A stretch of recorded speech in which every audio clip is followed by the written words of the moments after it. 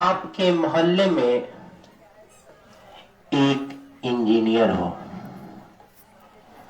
تصور کیجئے آپ کے محلے میں جہاز چلانے والا ایک پائلٹ ہو. تصور کیجئے آپ کے محلے میں چاند پہ جانے والا ایک شخص ہو.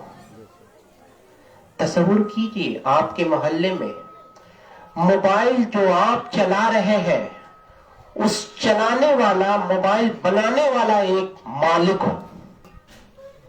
تصور کیجئے آپ کے علاقے میں علاج بیماری سے بھاگنے کے لیے ایک بڑا سا ادارہ ہو جہاں آپ کے محلے سے سارے لوگ فیض پائیں. یقین مانیے لفظ مومن کا ہی ذکر تو قرآن میں ہے اور آپ کا علاقہ مومن پاڑا اپنے نام سے کتنا بہترین ہے. اللہ سبحانہ و تعالی قرآن میں جہاں بھی فرمایا ہے وہاں ذکر ایمان والوں کا کیا ہے، مومنوں کا کیا ہے، مسلمانوں کا نہیں. اللہ نے ہر جگہ ایمان والوں کا ذکر کیا ہے اور مومنوں کی کامیابی کی ضمانت اللہ نے دیا ہے. آپ کے علاقے کا نام مومن پاڑا ہے. مومن تو وہ ہوتا ہے جس کا دل موم جیسا ہوتا ہے. مومن تو وہ ہوتا ہے جس کے سراپا سے لوگ سیکھتے ہیں. مومن جہاں سے گزرتا ہے وہ گلی سراپا گلزار ہوتا ہے. مومن ایک ایسا شخصیت کا نام ہے جو ہر طریقے سے لوگوں کو لبھا لیتا ہے. یقین مانیے مومن اولیاء کرام ہے جو گول گھر کی سرزمین پر لیٹے ہوئے ہیں. بے شک بے شک. ہم ان کے ماننے والے ہی تو ہیں. آج دور دور سے لوگ آ رہے ہیں مزار پر فیض لینے. کبھی سوچئے ایک زمانہ میں یہ علاقہ جنگل تھا اور جنگل کو ان لوگوں نے اپنا گہوارہ بنایا، مسکن بنایا. کیوں بنایا؟ کیا ان کی زندگی میں کوئی کمی تھی یا وہ اپنے زندگی سے عاجز آ گئے تھے؟ نہیں، وہ ہمیں دین کی پیغام دینے آئے تھے. بے شک بے شک. وہ ہمیں سکھلانے آئے تھے. وہ ہمیں رسول کی بات بتلانے آئے تھے.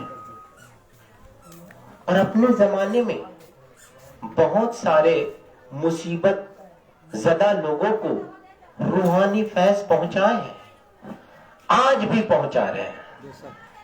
ہم زندہ ہو کر کس کو فیض پہنچا رہے ہیں؟ تو تھا جو اپنا دن رات ایک الیکٹرک بنایا جس الیکٹرک کے سبب آپ الیکٹرک کا استعمال کرتے ہیں. ایک زمانے میں ایک بادشاہ کا بھی یہ اوقات نہیں تھی کہ الیکٹرک استعمال کرے، آپ الیکٹرک استعمال کر رہے ہیں. صحیح بات. ہم اپنے آپ میں روتے ہیں، ہم میں غریبی ہے. کبھی یہ سوچیے آپ 21ویں صدی میں جی رہے ہیں. 21ویں صدی میں وہ شخص جاہل نہیں جو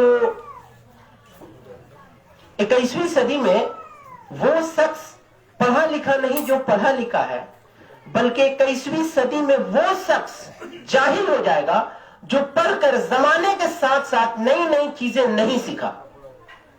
آج یہ حالت ہماری ہو رہی ہے. ٹیکنالوجی آ رہا ہے، پڑھے لکھے لوگوں کو دیجئے. ہمارے ابا ہیں، ہمارے بڑے بزرگ ہیں، وہ بھی پڑھے ہیں، نو ڈاؤٹ. ان کو موبائل دیجئے، موبائل میں بہت جگہ وہ فیلئر ہو جائیں گے. کمپیوٹر دیجئے، فیلئر ہو جائیں گے. چھوٹا سا بچہ آپ کو سکھائے گا، ابا دیجئے نا، ہم بتا دے رہے ہیں. یقین مانیے وہ بچے میں ٹیلنٹ ہے اور ہم پیچھے ہو جا رہے ہیں. ہمارے اپنے لوگ اے ٹی ایم جا کے بولتے ہیں بابو یہ جو اے ٹی ایم ہے نا ہم کو پیسہ نکالنے نہیں آتا ہے، ذرا نکال دیجئے نا. یقین مانیے ان سے پوچھئے چچا آپ پڑھے ہیں؟ بولیں گے ہاں بابو ہم پڑھے، ہم 10 تک پڑھے، لیکن یہ کیسے ہوتا ہم کو نہیں پتا ہے. پڑھا لکھا آدمی جاہل ہو گیا کہ نہیں؟ زمانے کے ساتھ ساتھ آپ جائیے ایئرپورٹ پہ جائیے. آپ ایئرپورٹ میں جو وہاں کا سرکمسٹانس ہے، کبھی ایک پاسپورٹ بنانے کے آفس میں جائیے، جا کے وہاں دیکھیے جس طرح سے لوگوں سے بیہیو ہو رہا، جس طرح سے لوگوں کو वहां पे माहौल है, आप खुद को पढ़ा लिखा होकर अनपढ़ समझिएगा,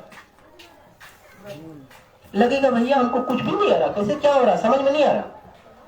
मेरे साथ ऐसा हुआ है, मैं अपनी बात कर रहा हूं। उस वक्त ये एहसास हुआ कि अभी बहुत कुछ सीखना बाकी है, बहुत कुछ सीखना बाकी है। और इस्लाम ने ये बात तो सरापा कह दिया है कि माँ के गोद से कब्र तक पढ़ाई जारी है। बच्चा थोड़ा बहुत पढ़ लिया, डैड से ना, नहीं मेरे भाई, पढ़ाई तो कभी खत्म ही नहीं होती, चाहे किसी भी सिलसिले से हो।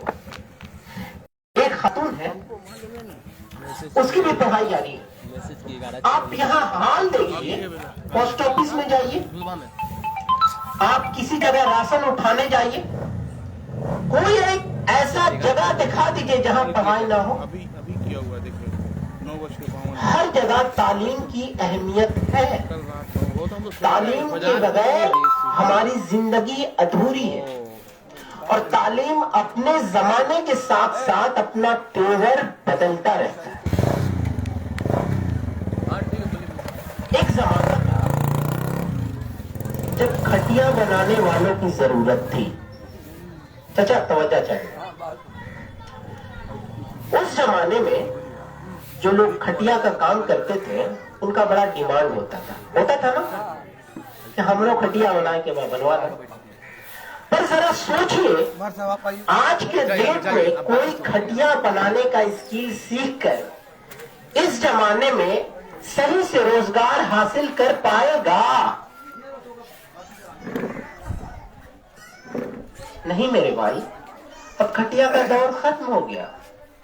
अब जमाना तो आया है, स्टील से पलंग बन रहा है, लोहे का बन रहा है। अगर आप वेल्डिंग जान रहे हैं तो हो सकता है उसमें कुछ वेल्डिंग वगैरह से कुछ हासिल कर सकते हैं, लेकिन खटिया पे है तो आप आउटडेटेड हो गए। एक जमाना था जब कंडा कलम चलता था। आज के मार्केट में हम लाकर कंडा कलम से लिखे तो क्या हम मार्केट में टिक पाएंगे?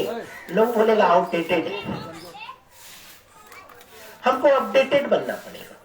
अब सवाल यह है कि अपडेटेड कैसे बने,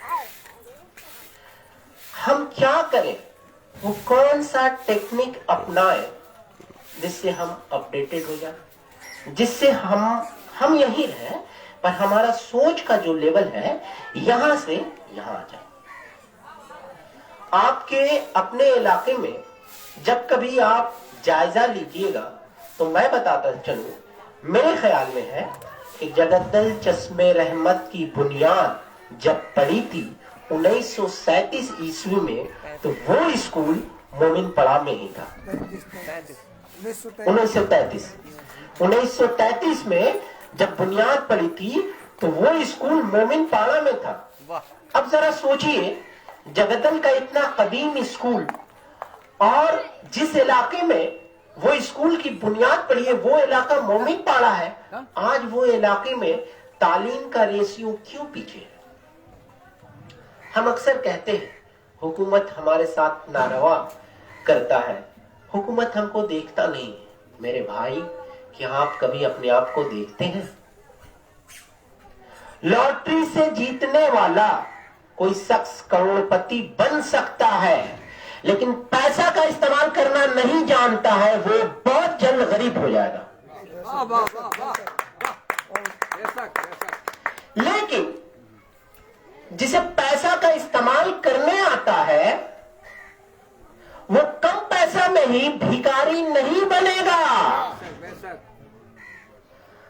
आपको पैसा की जरूरत है, यकीन मानिए पैसा की बिना शुबा जरूरत है, इससे कोई इनकार नहीं है। जिस तरह पानी में कश्ती को चलने के लिए जिस तरह कश्ती को चलने के लिए पानी की जरूरत होती है, इसी तरह इंसान की जिंदगी चलने के लिए इंसान की जिंदगी चलने के लिए पैसा की जरूरत होती है। कभी ख्वाब में सोचिए, एक अरबपति आदमी रात को क्या खाता है? रोटी। एक मिडिल क्लास फैमिली का आदमी रात को क्या खाता है? रोटी। एक गरीब तबका का आदमी रात को क्या खाता है? रोटी। क्या वो आसमान से कोई सितारा खाएगा? जिंदगी की बुनियादी जरूरत को जरा समझने की कोशिश कीजिए। एक गरीब आदमी पहनने को क्या पहनता है? जो अल्लाह ने नसीब किया, एक कपड़ा। एक मिडिल क्लास का आदमी वो क्या पहनता है? अल्लाह ने उसके लायक जो दिया वो भी उस हिसाब से कपड़ा पहनता है। और एक करोड़पति इंसान वो क्या पहनता है? वो बहुत महंगा महंगा लाखों रुपए का जूता पहनेगा और वगैरह वगैरह। क्योंकि उसके पास आमद है तो खर्च का रास्ता भी है। लेकिन अब सवाल ये है कि हम पैसा को कहां खर्च करें, कैसे खर्च करें? क्या ये भी एक इल्म है? हाँ भाई, ये भी एक इल्म है। पैसा कमाना एक इल्म है, तो पैसा को खर्च करने का आइडिया भी इल्म है। बेशक बेशक।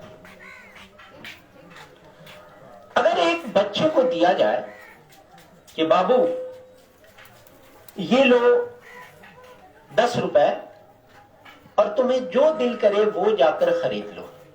बच्चा बाजार में जाएगा और जाने के बाद बाजार की गुलजारियों को देखेगा, ये किन लो, वो किन लो, वो किन लो, वो किन लो। अब बच्चा का दिल है, खाने पीने की चीजें हैं, अट्रैक्शन करेगा, वो 10 रुपए का कोई चिप्स खरीद के चला आया।